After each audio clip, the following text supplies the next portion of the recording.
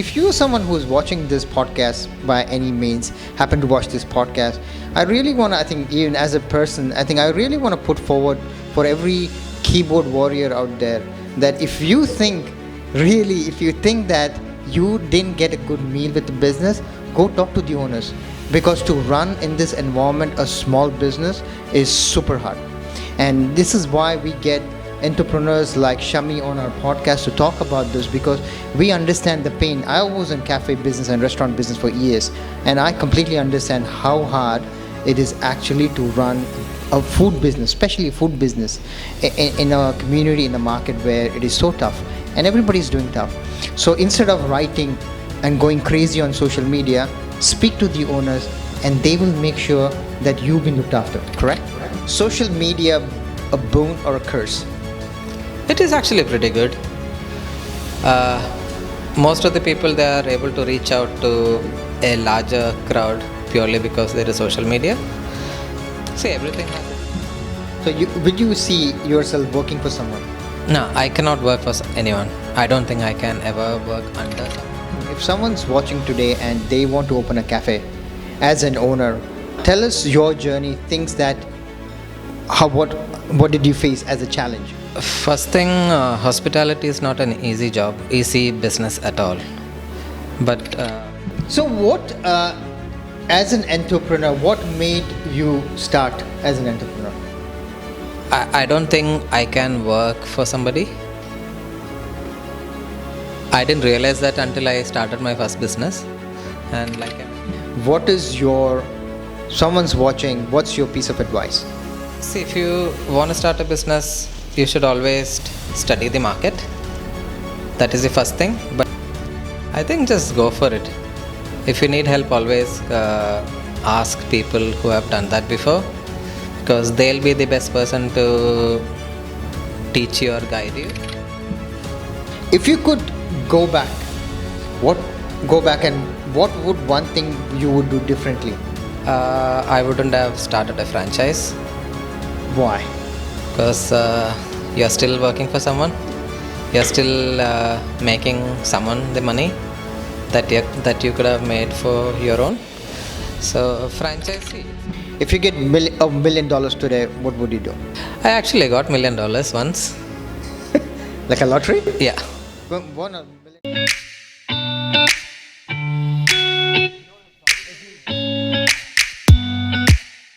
Hey guys, welcome to another episode of Studio 9 FC podcast. In our podcast today, we have someone who's an entrepreneur who has been working in hospitality. He's also started his own business called Social Box, which does meals for NDIs and aged care. And we're going to tell his story on our podcast today, how a local business can do very well and his journey in Fraser Coast. So let me welcome Shami. Shami, welcome to the podcast. Thanks, Nitin. Thank you, Shami. I think we had a very good conversation off the camera before starting this, and you has told us a lot of things about your journey. But can you just let us know, our audience who are watching this, as a small business owner in Fraser Coast, tell us your journey starting Seabreeze Café, Social Box, and the whole entrepreneur level. Thanks, Nitin. So I moved to Australia in 2017. So I was working in a sales job where I'm so bad at sales. But I started my first business it was not a planned business, but it just happened.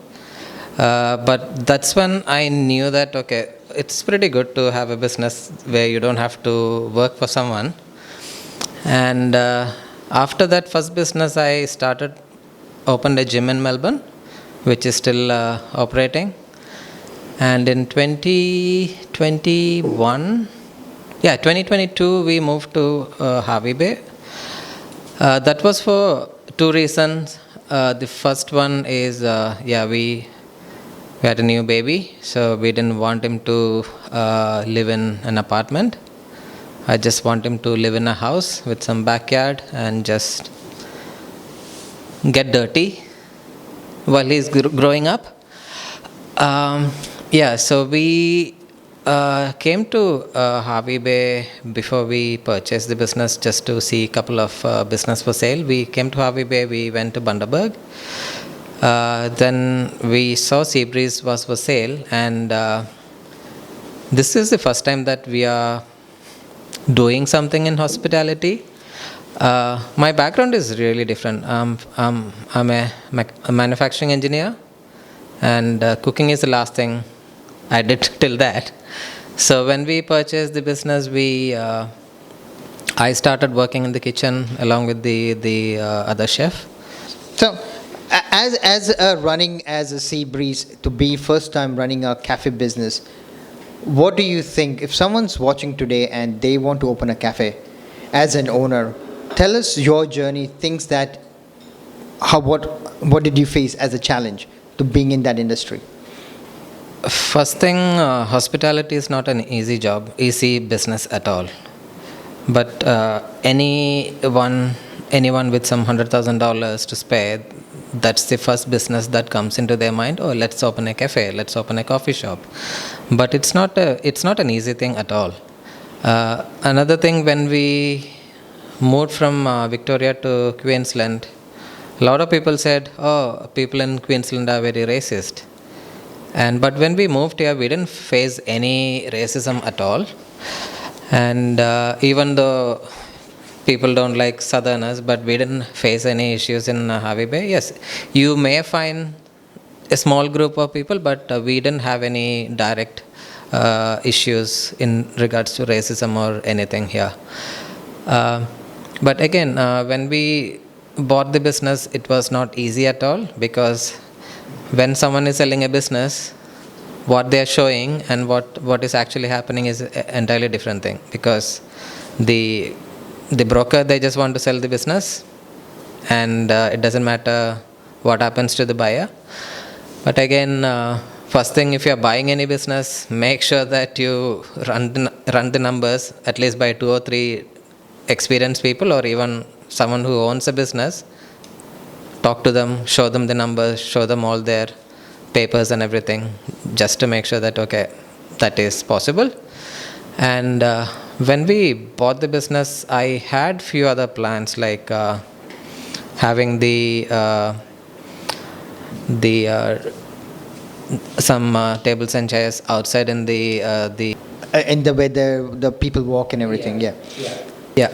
And we have a breezeway, so I was planning to convert that breezeway to like a beer garden sort of thing, because it's like a small laneway, but it actually works out. If I could do that, it would have worked out well. But we were just working all 7 days a week, trying to get this up and running and at least make some money. But we could not think about anything else apart from starting the cafe in the morning, then finishing in the afternoon, then restocking everything, and then dealing with the staff, supply, everything. So it was, I did not have any time or space in my brain to do anything new. I wanted to have a beers on tap and a few games and stuff in that section for the dinner.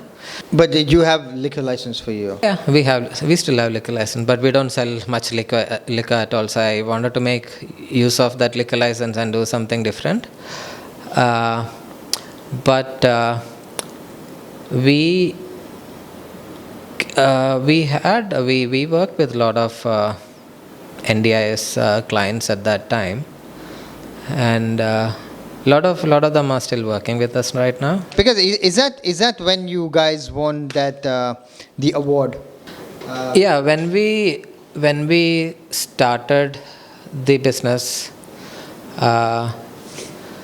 we had one kid who was doing like a voluntary work thing there.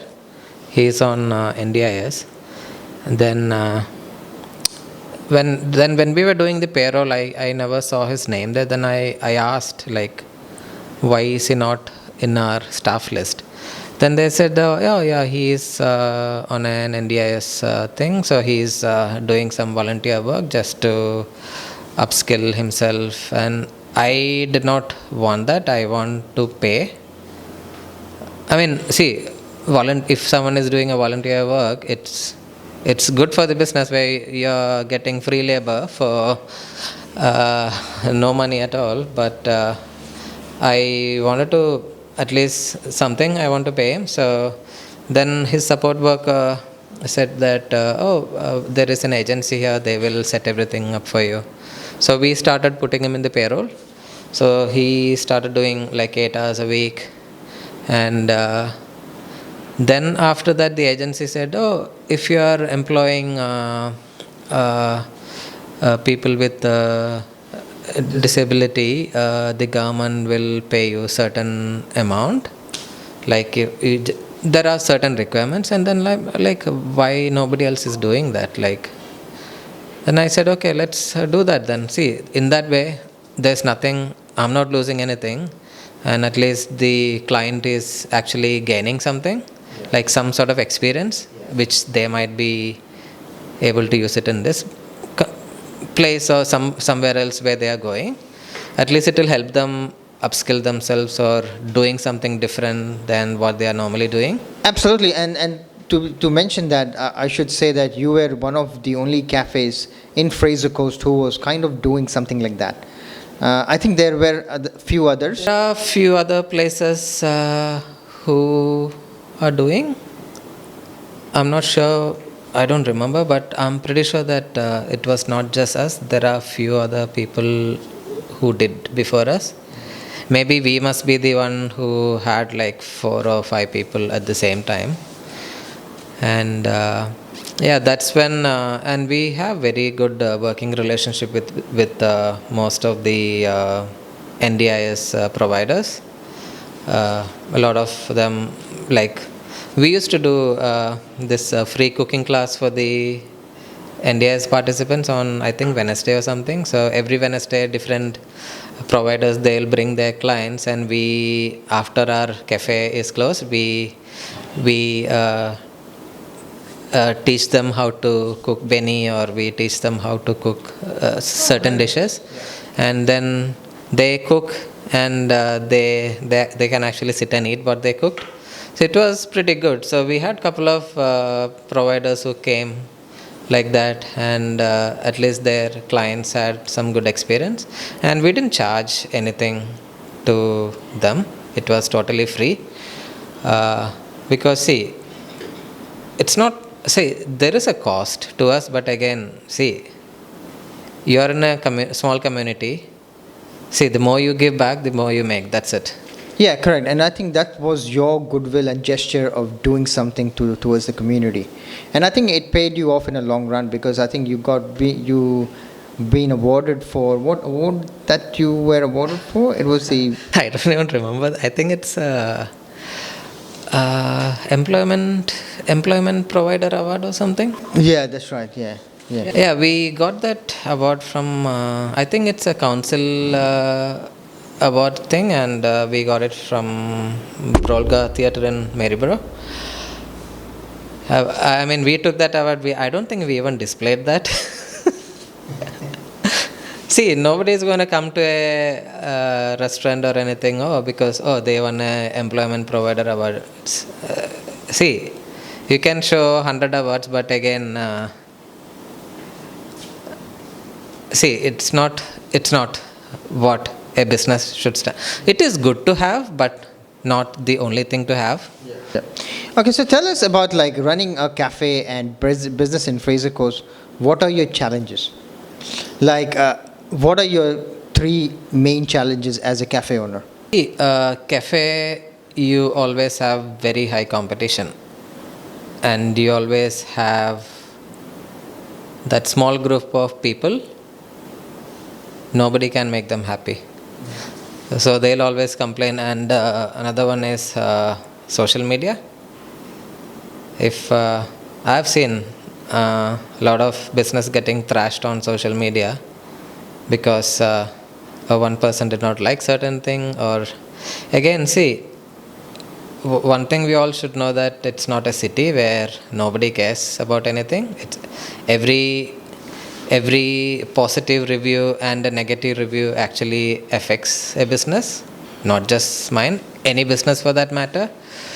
Let's say you're going out to eat. Again, let's say you're spending $100 for some food, and you should get that $100 worth of The service and the food. yeah. If you are not happy, you can always see. Every business owners, they want to see, nobody is perfect, everyone can make mistakes. So it could be a lot of other issues. It's end of the day, we all are human, and we all have emotions and 100 other things going on in our head. Again, it's not an excuse to give a bad service or a bad product. So but if the customers also are willing to, like, okay, if you get a bad product or a bad food, always let them know. Everyone are happy to make it right, or do that meal again, or give you a refund. See, we had a lot of customers who were not happy with the food. We always, when they tell us, we always redo the meal for them, and sometimes we even after redoing the meal, we even give them the meals on house.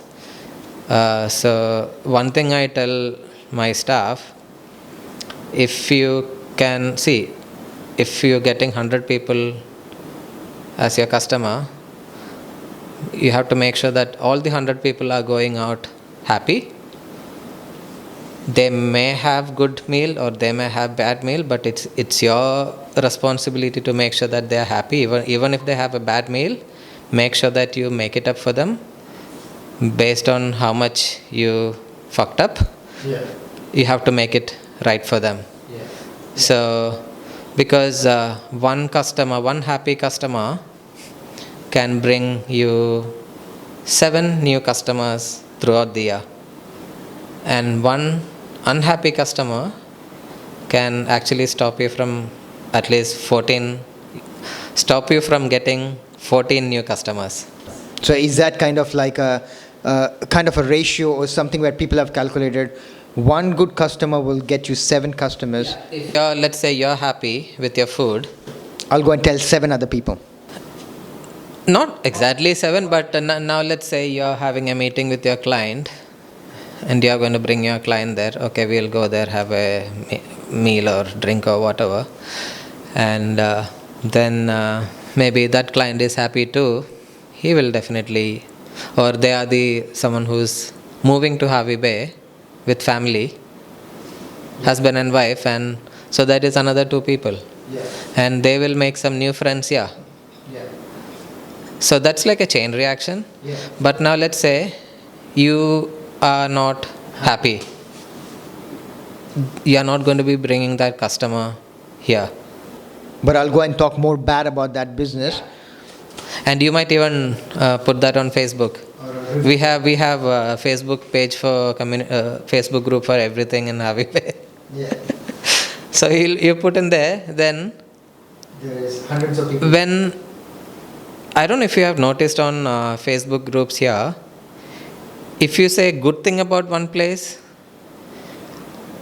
you might have 10 people supporting that.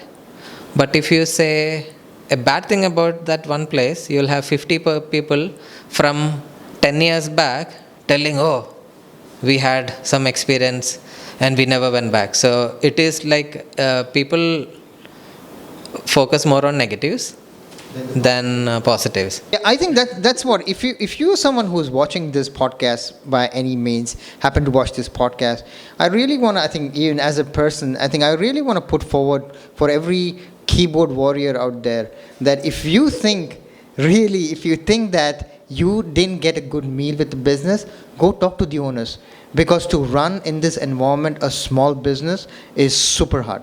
And this is why we get entrepreneurs like Shami on our podcast to talk about this, because we understand the pain. I was in cafe business and restaurant business for years, and I completely understand how hard it is actually to run a food business, especially food business, in a community, in a market where it is so tough and everybody's doing tough. So instead of writing and going crazy on social media, speak to the owners and they will make sure that you've been looked after. Correct? Yeah. Even today, I was in Bundaberg this morning, and I always check what's happening. So I could see one refund, and then I called cafe and asked what happened there. Then they're like, the customer wanted crispy bacon, but they said the bacon was not crispy, so we gave refund. I said, yeah, that's fine.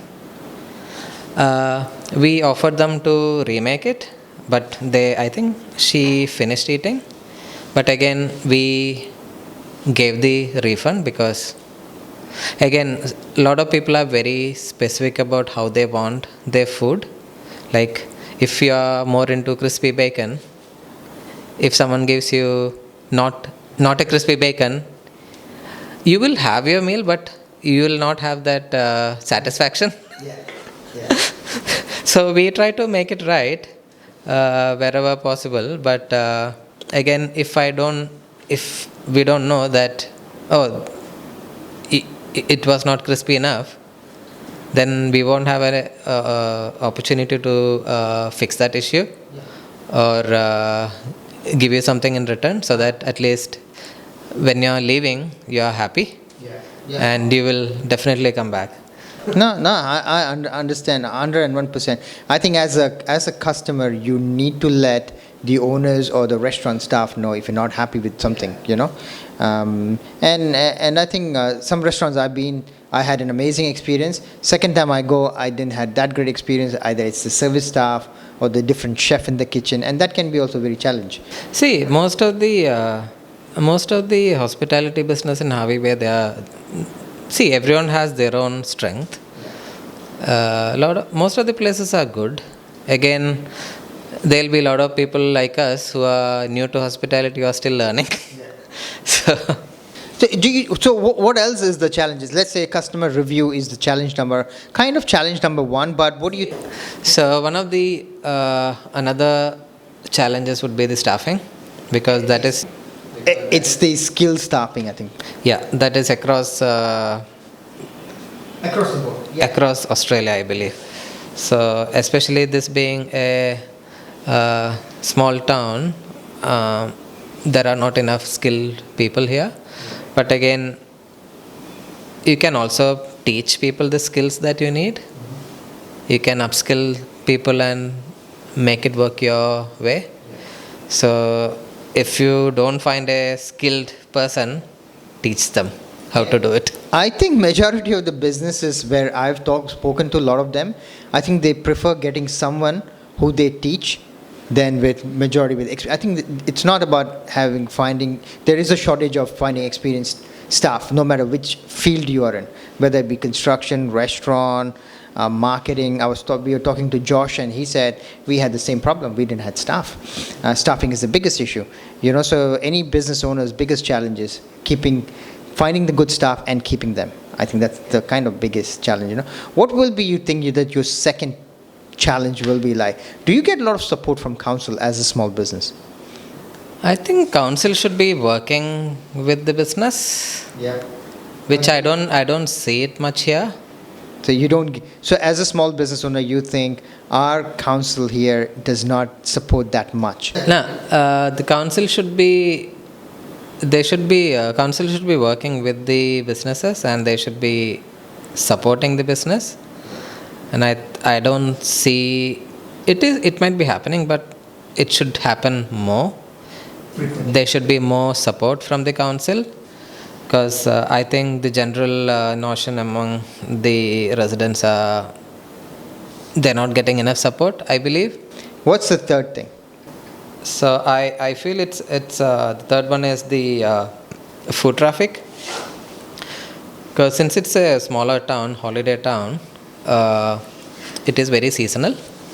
So during the holiday season, yes, we are very busy, but when it is off season, most of the places are quieter.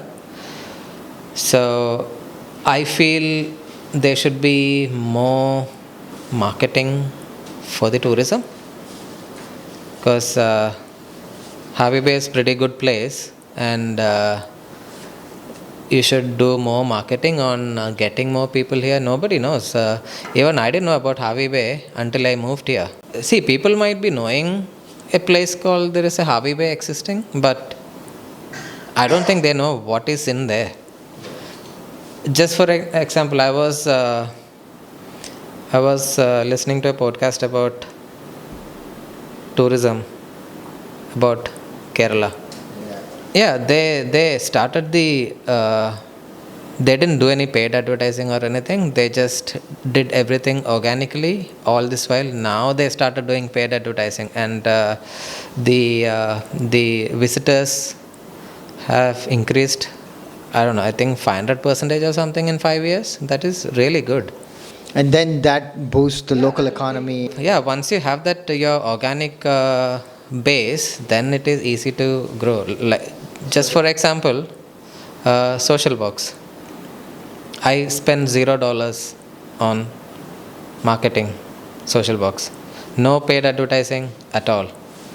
And why? Because I want to build a solid base. So let's talk about Social Box. It's a business that has evolved off Seabreeze. And what is Social Box? So first I need to tell you about the why that name Social Box. Because when I was in Melbourne, I registered this name I think 4 years back. So my idea for Social Box was a microbrewery which is made on a shipping container, like a very rustic type to it. And I wanted to do that in Melbourne, but I found this name, like I decided on this name 4 years back, and then I just bought that name and kept it, even the domain and everything. And when we came here, when I found that small gap in the market for fresh meals, and that Social Box name actually suited really well. And then all I had to do was make a logo for it. So we do fresh meals for the home care package, NDIS, and people in fitness industry, or anyone who doesn't feel like cooking. So we have a mixed clientels. We have even new moms. We have everyone, because I was not fond of frozen meals. I have a gym in Melbourne, so when I started working out, I used to eat frozen meals, but I still get that freeze bite. Yeah, and then I tried different fresh meals, and it was pretty good. So that's how, like, okay, there is a small gap in the market. Maybe I'll just try that to see how it goes. And yeah, it is going pretty well. So what, as an entrepreneur, what made you start as an entrepreneur? I wouldn't call myself as an entrepreneur or anything. See, first thing, I don't think I can work for somebody. I didn't realize that until I started my first business. And like I mentioned before, it was not a planned business. So I got a contract and I actually did it really well. We were the top one in Victoria at that time.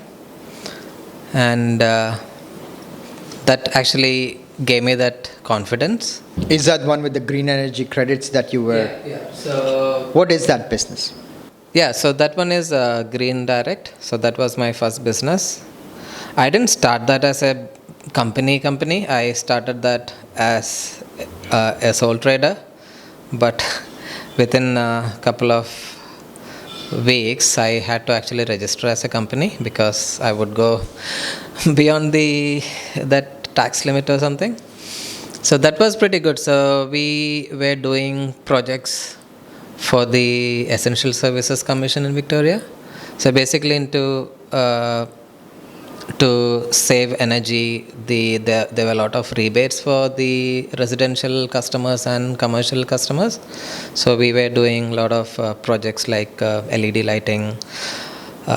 We did a lot of hot water system, aircon, fridge, freezer, and door seals, a lot of things.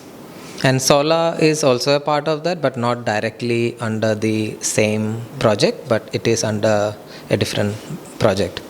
So that was that project, and then I started my second business within 1 year. So I opened up a gym in Melbourne.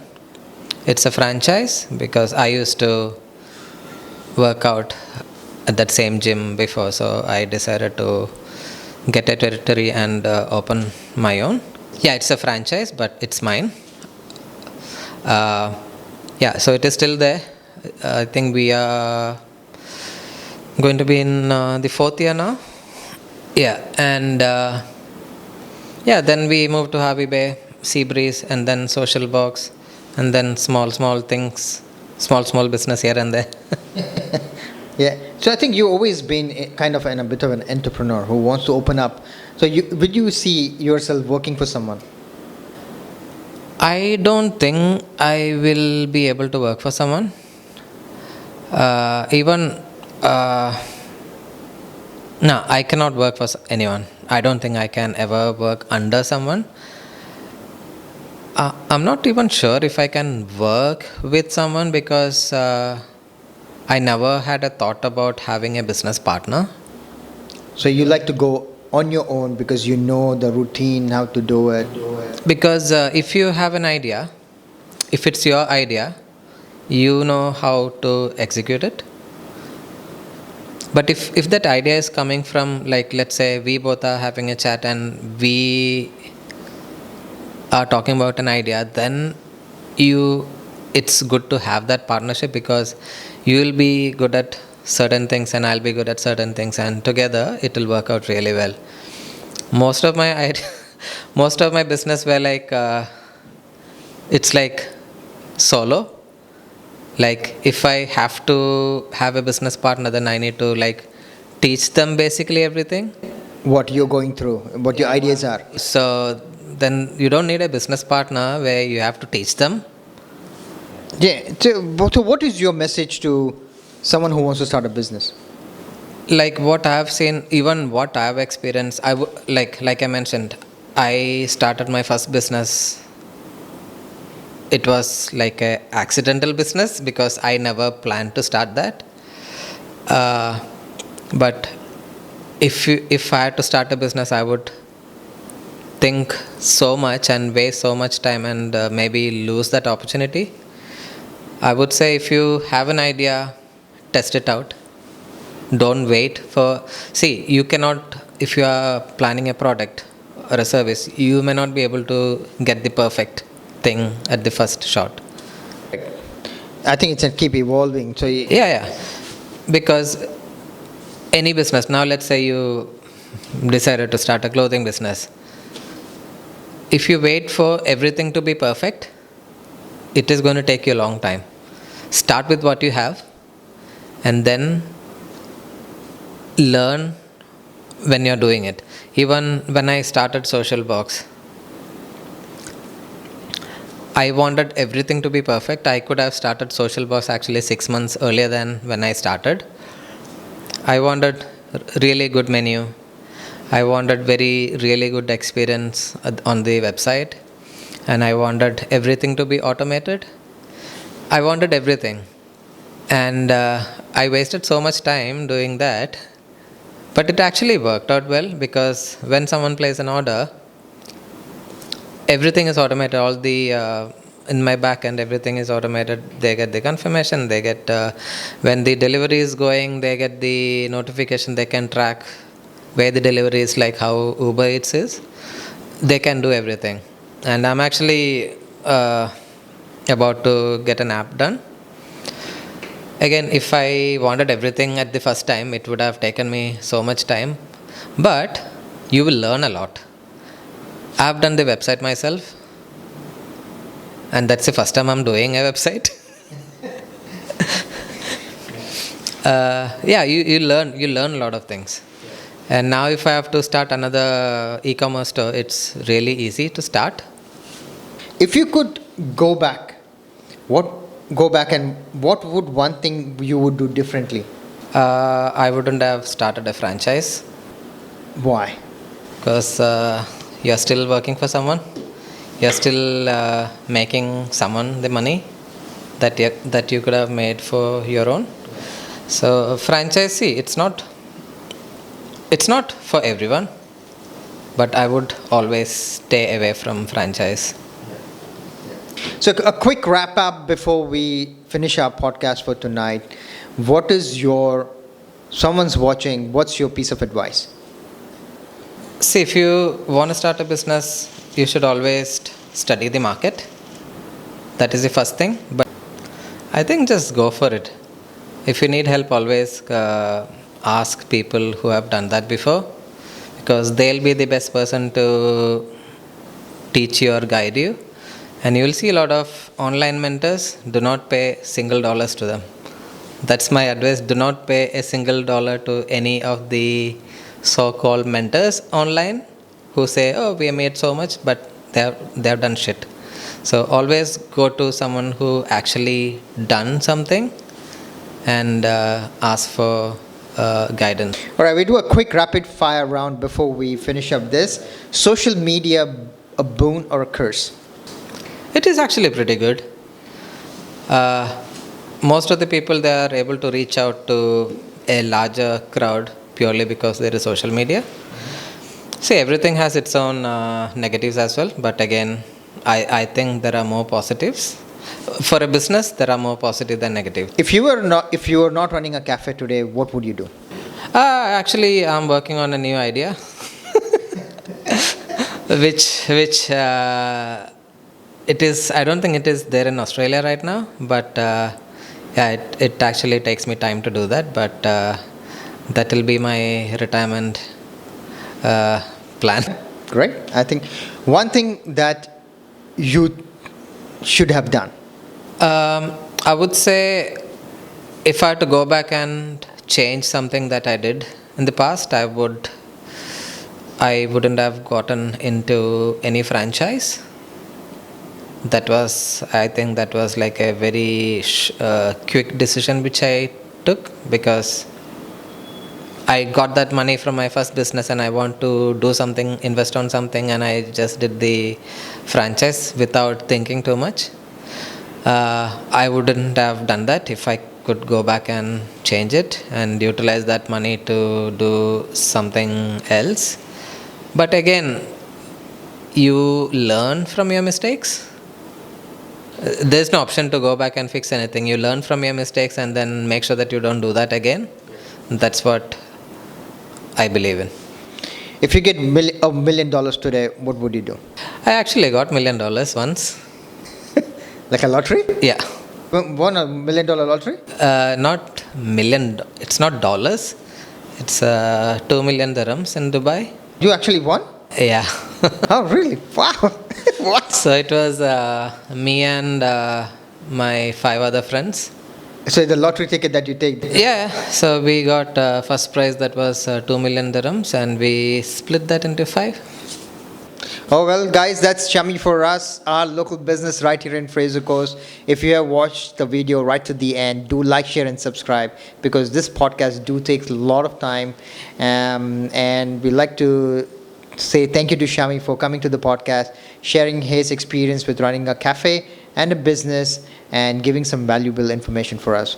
So, thanks, Shami. Thanks, Nathan. Thanks.